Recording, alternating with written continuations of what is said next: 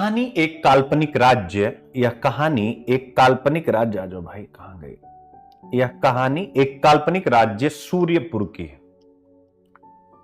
सूर्यपुर के जो English medium के बच्चे होंगे, देखिए आप भी गांव से तो कनेक्ट होगा, तो इतना तो हिंदी सबको आनी ही चाहिए, कोई दिक्कत वाली बात। यह कहानी एक काल्पनिक राज्य सूर्यपुर की है, जिसके मुख्यमंत्री अजय, याद रखिएगा सीएम का नाम आज मैंने रख दिया, एक मेरा पुराना स्टूडेंट था अजय, और सीएम अजय हो गए, यानी केरल के आप लिख लीजिए, जैसे केरला के सीएम की बात हो रही। और वित्त मंत्री यानी केंद्र के वित्त मंत्री या फाइनेंस मिनिस्टर हुए नीरज या निर्मला सीतारमन, कुछ भी आप कर लीजिए, ठीक है। तो सूर्यपुर यानी हम इसे भारत कह सकते हैं, आप ऐसा भी कह सकते हैं, सूर्यपुर भारत का प्रतीक है। तो यह कहानी एक काल्पनिक राज्य सूर्यपुर यानी जो भारत को रिप्रेजेंट करता है, जिसके मुख्यमंत्री अजय और केंद्र के वित्त मंत्री नीरज के बीच का संवाद है। इस संवाद यानी इन दोनों के बीच में डायलॉग हो रहा है, संवाद हो रहा है। यानी मैंने आज नाटक, हिंदी साहित्य में मैं नाटक पढ़ाता हूं, भारतेंदु की भारत दुर्दशा, स्कंदगुप्त जो है जयशंकर प्रसाद जी की, आषाढ़ का एक दिन जो है मोहन राकेश जी का, तो हिंदी साहित्य ऑप्शनल में ये सारी चीजें मैं, तो आज मेरे दिमाग में कहानी बनाते समय यह आया कि चलो मैं कुछ इसमें मतलब नाटकों वाला गुण लाता हूं, यानी कहानी को नाटक की तरह रिप्रेजेंट करता हूं, और मैंने ट्राई किया तो ये कहानी निकल करके चली आई। तो अब आज की कहानी यानी इस पूरे टॉपिक को समझने के लिए हम अजय जो कि सीएम है, वित्त मंत्री यानी जो केंद्र को रिप्रेजेंट कर रहे हैं, इनके बीच डायलॉग से आगे बढ़ाया जा रहा है, यानी आपस में बात करें जिसमें हम पूरा मुद्दा आपको क्लियर करेंगे। आइए जरा समझते हैं, यानी इस संवाद के जरिए आप क्या क्या सीखेंगे। केंद्र राज्य के फेडरल स्ट्रक्चर यानी संघीय ढांचे को लिख लीजिएगा, पॉइंट नंबर 1। दूसरा उसकी फाइनेंशियल ऑटोनॉमी यानी वित्तीय स्वायत्ता को, और तीसरा कोऑपरेटिव फेडरलिज्म यानी सहकारी संघवाद की चुनौतियों को समझने की कोशिश करेंगे। अब आता है कहानी की शुरुआत। मुख्यमंत्री अजय यानी आप केरल हमेशा दिमाग में रखिएगा, यानी कोई भी मुख्यमंत्री, तो केंद्र राज्यों का विवाद है। मुख्यमंत्री अजय को अपने राज्य सूर्यपुर यानी केरल की जनता के लिए विकास कार्यों के लिए धन की आवश्यकता थी। सूर्यपुर को केरल ही समझ लीजिएगा, भारत के अंतर्गत एक राज्य है, आप ऐसा समझिए। मुख्यमंत्री अजय को अपने राज्य सूर्यपुर की जनता के लिए विकास कार्य करना था, उसके लिए उन्हें पैसों की आवश्यकता थी। अब उन्होंने योजना बनाई कि राज्य में वो विभिन्न बुनियादी ढांचे, इंफ्रास्ट्रक्चर और कल्याणकारी योजनाओं यानी वेलफेयर स्कीम्स में निवेश किया जाए। क्यों? इसी को बोलते हैं मोबिलाइजेशन ऑफ रिसोर्सेज, जिससे आपकी जीडीपी बढ़ती है। लेकिन समस्या यह थी कि राज्य की आमदनी सीमित थी और उन्हें बाहरी ऋण लेने की जरूरत पड़ी, यानी उन्हें आउटर लोन चाहिए था। देखिए ऋण की क्या भूमिका है जीडीपी में। अब केंद्र का हस्तक्षेप और नेट बोरोइंग सीलिंग। अजय ने यह प्रस्ताव केंद्र सरकार के यानी सीएम साहब ने यह प्रस्ताव केंद्र सरकार के पास भेजा, लेकिन वहां उन्हें एक नई चुनौती का सामना करना पड़ा। केंद्र ने नेट बारोइंग सीलिंग यानी वित्त मंत्री महोदय ने कहा, नेट बार एनबीसी का नियम हम आपके ऊपर लागू करते हैं, जो तुम्हारे राज्य यानी सीएम के राज्य के लिए उधार सीमा को उनके ग्रॉस स्टेट जीडीपी का 3%, केवल 3% तक सीमित कर रहा था। अब जो नए बच्चे होंगे, इसका क्या मतलब होता है? इसका मतलब यह था कि सूर्यपुर या केरल को अपनी जरूरत के अनुसार, जरूरत क्या थी अभी आपने पीछे पढ़ा ना, इंफ्रास्ट्रक्चर डेवलपमेंट वेलफेयर स्कीम, ऋण लेने की आजादी नहीं थी। इस सीमा में हर तरह के ऋण थे, जैसे कि ओपन मार्केट लोन और वित्तीय संस्थानों से मिलने वाले लोन भी शामिल थे। यहां तक आई थिंक कि नेट बारोइंग सीलिंग आप समझ गए। संविधान का अनुच्छेद 293 और फाइनेंशियल ऑटोनॉमी का मुद्दा यानी आर्टिकल 293 और फाइनेंशियल ऑटोनॉमी का मुद्दा, अब अगला बातचीत आता। अब जब ये नेट बारोइंग सीलिंग लगी तो अजय यानी सीएम को यह समझ नहीं आया कि इस निर्णय को स्वीकार करूं या अस्वीकार करूं, यह निर्णय सही था या निर्णय सही नहीं था।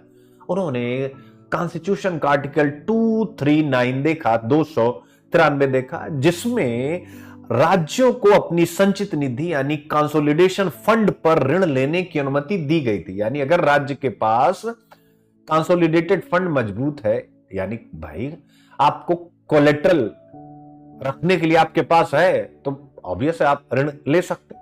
तो अनुच्छेद 3 देखा, जिसमें राज्यों को अपनी संचित निधि यानी कंसोलिडेटेड फंड पर ऋण लेने की अनुमति दी गई थी, लेकिन साथ ही इसमें यह भी था कि अगर राज्य ने केंद्र से कोई पिछला ऋण लिया हो तो उसे नया ऋण लेने के लिए केंद्र की अनुमति चाहिए होती है।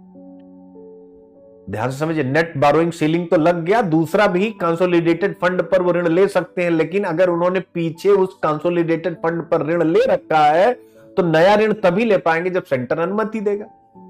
इस प्रावधान के कारण स्टेट की जो फाइनेंशियल ऑटोनॉमी है उस पर सवाल उठता है। ठीक है, अब आता है अगली चीज, यानी फाइनेंशियल डिसिप्लिन, वित्तीय अनुशासन और एफआरबीएम अधिनियम, एफआरबीएम एक्ट या कानून का संदर्भ, उसको भी समझते हैं। नीरज, यानी अब यहां से वित्त मंत्री की एंट्री होती है, निर्मला सीतारमण या नीरज।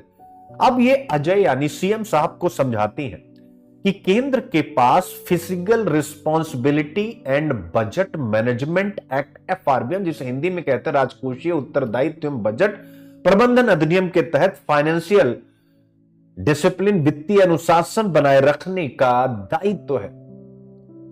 इस अधिनियम का, यानी अब देखिए एफआरबीएम क्या है और उसका उद्देश्य क्या, यह भी आप इस कहानी से सीख रहे हैं। इस अधिनियम यानी एफआरबीएम का उद्देश्य है कि केंद्र एवं राज्यों का राजकोषीय घाटा, फिजिकल डेफिसिट सीमित रखा जाए। कौन कहता है? एफआरबीएम। क्यों रखा जाए भैया? घाटा ज्यादा हो जाएगा तो जीडीपी पर घाटा ज्यादा, तो ब्याज कितना चुकाओगे, मूलधन तो आपके ऊपर पड़ा ही रहेगा। तो आप घर परिवार उदाहरण जहां पढ़ना चाहें, इतिहास पढ़ें, तो घाटा इतना मुसीबत होता था कि किसानों को जो है जब अपना लगान चुकाना पड़ता था तो भारतीय कृषि मानसून के साथ जुआ है और फसल खराब हो गई तो साहूकारों से उधार लेते थे। अब सोचिए कि अपना पेट भी भरना है, पिछले साल का अंग्रेजों का लगान चुकाना है, इस साल भी चुकाना है, तो अपना पेट काटते थे फिर लगान चुकाते थे। अगर 2 साल तक भूखा सूखे की स्थिति पड़ जाए फिर क्या होगा? अंग्रेजों का दिया गया लगान का जो भी पीछे का बकाया है उस साल का बकाया, उसके अलावा साहूकारों से लिया गया मूलधन, उसका ब्याज, और बेचारे ऋणग्रस्तता में फंसते चले गए, जिसे हम रूरल डेप्टनेस यानी ग्रामीण ऋणग्रस्तता कहते हैं, जिस पर यूपीएससी ने कितनी बार क्वेश्चन पूछा। तो कर्ज ऐसा ही होता है, सिंपल सी बात। तो केंद्र का यह मानना था कि अगर सभी राज्यों को खुलकर ऋण लेने की आजादी दे दी जाए तो फाइनेंशियल इंस्टेबिलिटी, वित्तीय अस्थिरता उत्पन्न हो सकती, जिससे देश की आर्थिक व्यवस्था यानी जीडीपी पर असर पड़ सकता है। सिंपल सी बात, पॉइंट इसके लिए मजा आ गया यहां तक? तो केंद्र के भी तर्क बता दिए, राज्य के भी तर्क बता दिए। अब आता है अगली चीज, यानी फेडरल स्ट्रक्चर, सहकारी संघवाद का सिद्धांत। ये भी कहानी में एंट्री मारता है।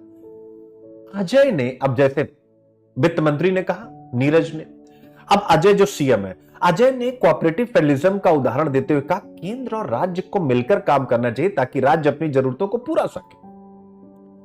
अब हालांकि वो तो बेचारे सुप्रीम कोर्ट चले गए, लेकिन अब मैं अपने ढंग से यूपीएससी के एस्पिरेंट को पढ़ा रहा हूं।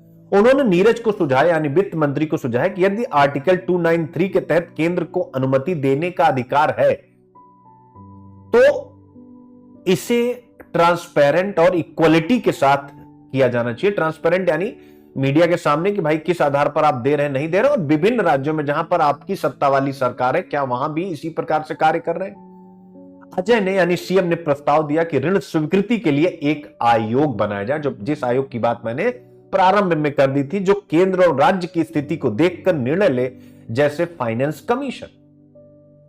अंत में, यानी अब सुप्रीम कोर्ट में केस गया, तो अंत में जब केंद्र और राज्य के बीच इस विषय पर सहमति नहीं बन पाई तो सूर्यपुर की सरकार यानी केरल की सरकार ने सुप्रीम कोर्ट का दरवाजा खटखटाया। उन्होंने तर्क दिया, कहां पर? सुप्रीम कोर्ट में, कि केंद्र का यह कदम संघीय ढांचे में, फेडरल स्ट्रक्चर में स्टेट ऑटोनॉमी, राज्य की स्वायत्तता पर हमला है।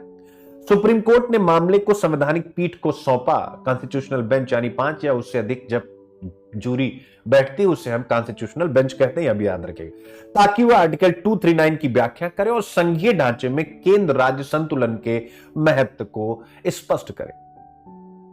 अब कुछ सुझाव और निष्कर्ष जो पीवाईक्यूज में जाके लगेंगे कि यह कहानी हमें यह समझाती है कि भारत के संघीय ढांचे में सहकारी संघवाद, कोऑपरेटिव फेडरलिज्म और फाइनेंशियल ऑटोनॉमी के बीच संतुलन बनाना कितना आवश्यक है।